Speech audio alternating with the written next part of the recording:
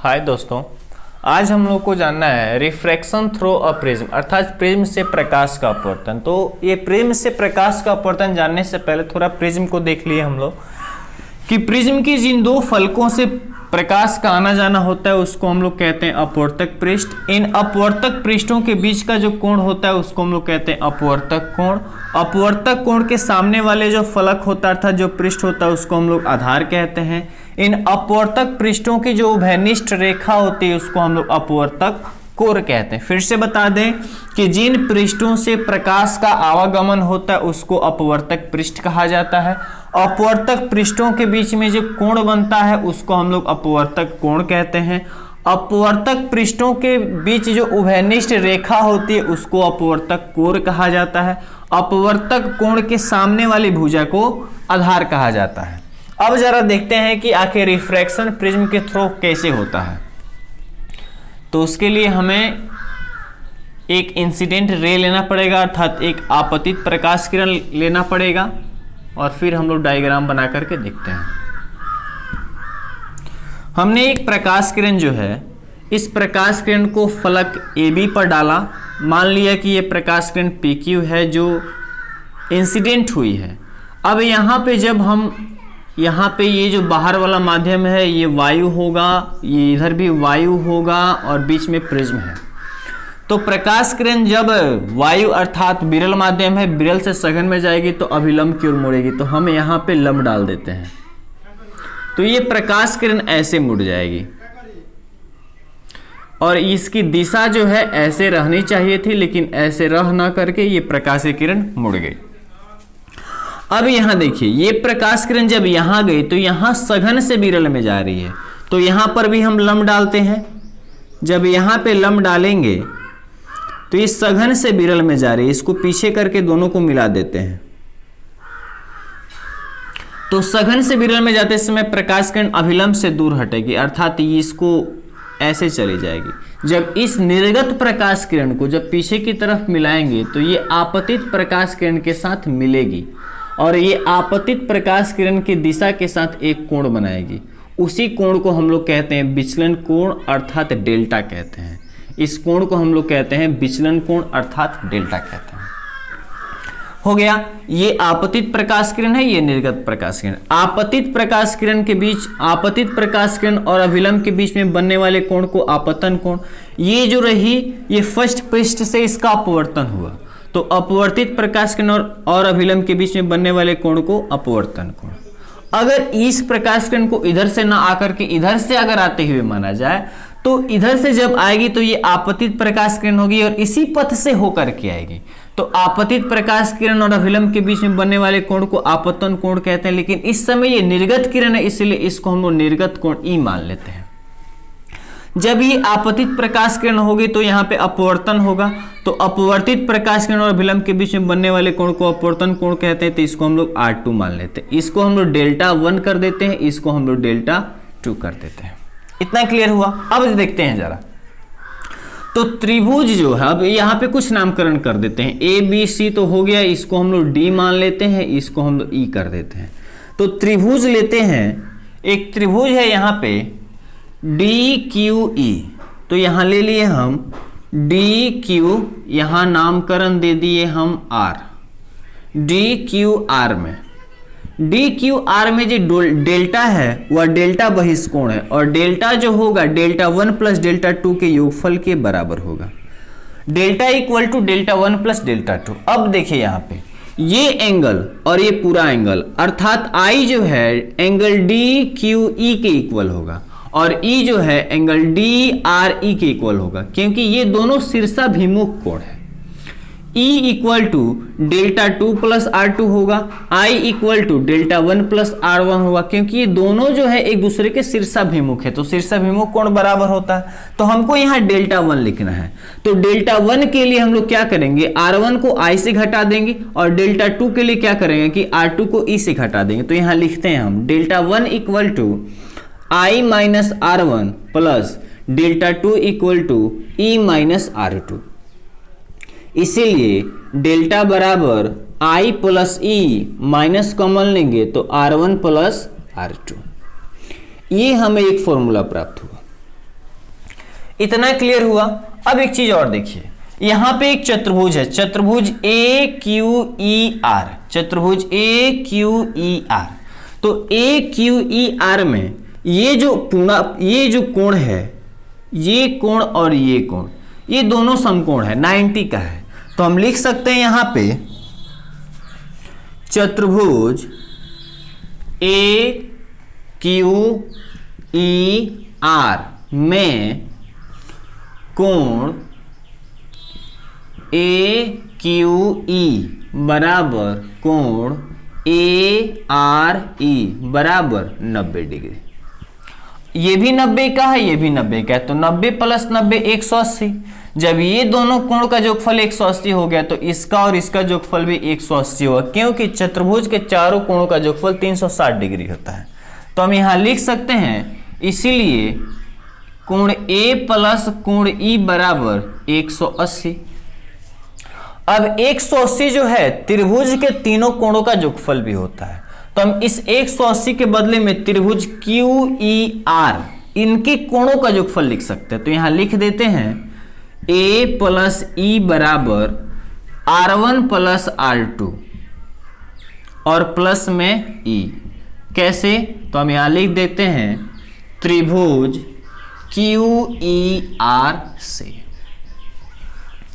ई से ई कैंसिल हो गया तो हमको मिला ए बराबर R1 प्लस R2, ए बराबर R1 प्लस R2। दो फॉर्मूला प्राप्त हो गया, delta equal to I plus E minus R1 plus R2 और ए बराबर R1 प्लस R2। इसको समीकरण 1 मान लेते हैं। अगर ए का मान समीकरण 1 में रखा जाए, यहां लिख देते हैं ए का मान समीकरण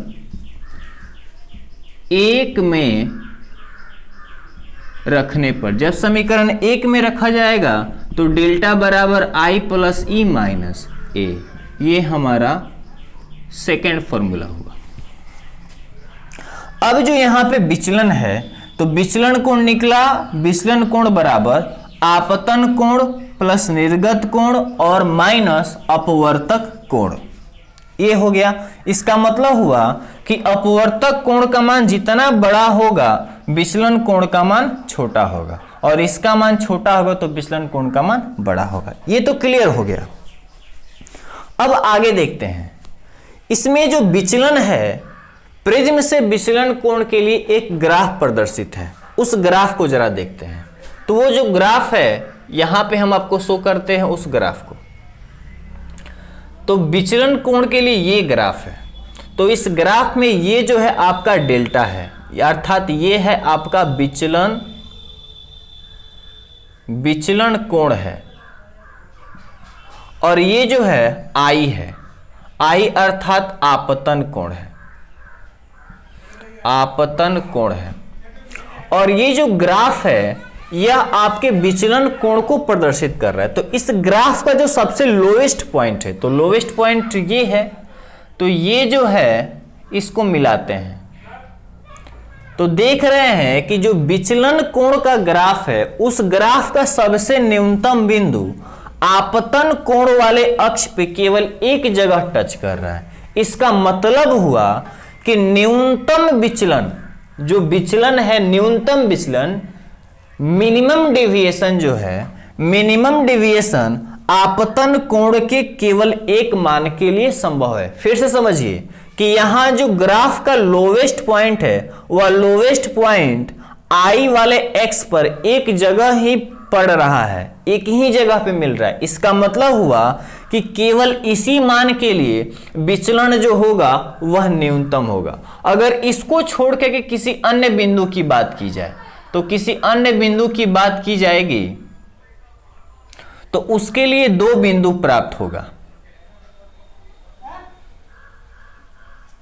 जैसे यहां देखिए, अगर इस बिंदु की बात की जाए तो इस बिंदु यानी इस विचलन के लिए एक आपतन यहां मिला और एक आपतन कोण यहां मिला, यानी न्यूनतम विचलन को छोड़ करके प्रत्येक विचलन आपतन कोण के दो मानों पे संभव है। फिर बता दें कि न्यूनतम विचलन केवल एक आपतन कोण पे संभव है, जबकि न्यूनतम विचलन को छोड़ करके प्रत्येक विचलन आपतन कोण के दो मानों पर संभव है।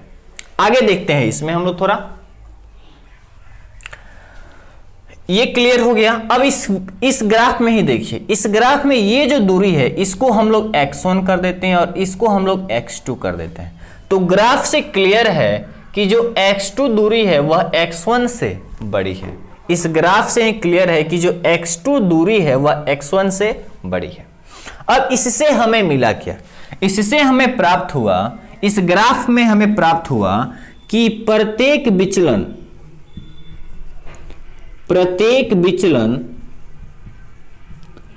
आपतन कोण के दो मानों पर संभव है, दो मानों पर संभव है। न्यूनतम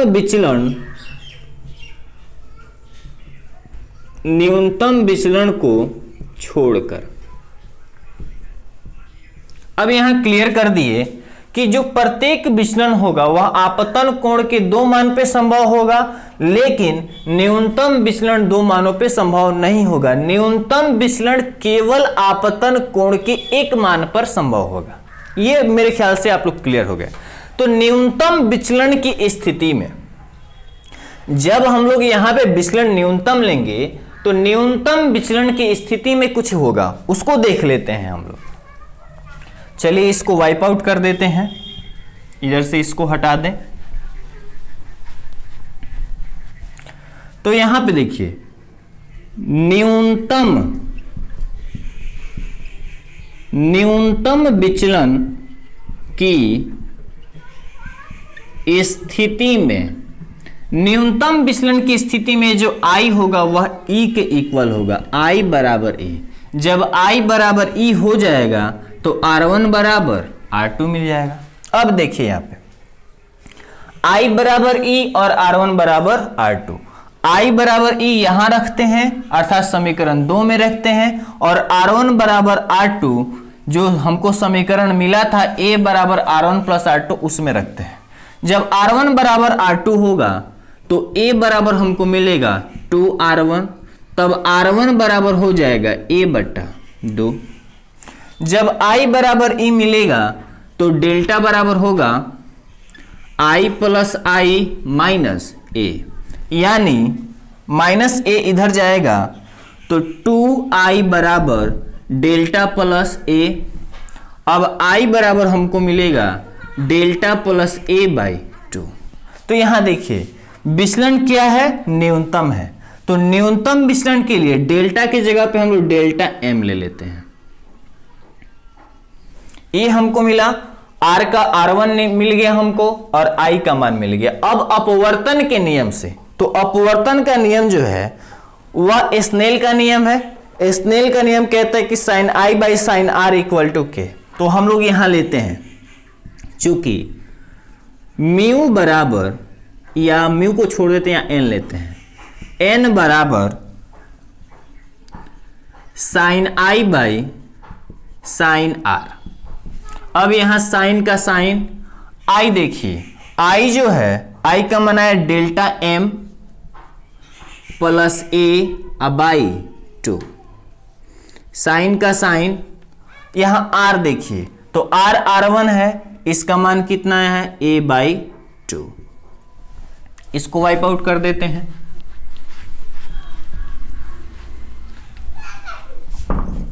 जब विचलन का मान छोटा होगा, कोण का मान छोटा होगा, तो साइन थीटा बराबर थीटा होता है। तो इस कंडीशन में हो क्या जाएगा, delta M plus A by 2 by A by 2, 2 से 2 कैंसिल। तो हमें मिला n बराबर delta M plus A by A। अगर दोनों को अलग अलग करें तो इसको लिख सकते हैं delta M by A plus A by A। A से A कैंसिल, देन A बराबर 1 plus delta M by A। 1 को इधर भेजें तो डेल्टा M बराबर n माइनस 1 और A को भेजें तो n माइनस 1 इंटू A होगा। ये हमको न्यूनतम विचलन प्राप्त हुआ। तो न्यूनतम विचलन डेल्टा एम जो है, delta M equal to N minus 1 into A होगा। अर्थात न्यूनतम विचलन जो है प्रिज्म के पदार्थ पर तथा अपवर्तक कोण पर निर्भर करता है। प्रिज्म के पदार्थ पर तथा अपवर्तक कोण पर निर्भर करता है। ये क्लियर हो गया। बस रिफ्रैक्शन थ्रू प्रिज्म में हम लोग फॉर्मूला तो प्राप्त कर लिए। अब जो इस पे कुछ बेसिस बहुत ही लाजवाब न्यूमेरिकल है, उसको हम लोग अगले वीडियो में देखेंगे, उसको देखना मत भूलिएगा। और अगर अच्छा लगे तो मेरे चैनल को सब्सक्राइब, लाइक और शेयर जरूर कीजिएगा। That's all.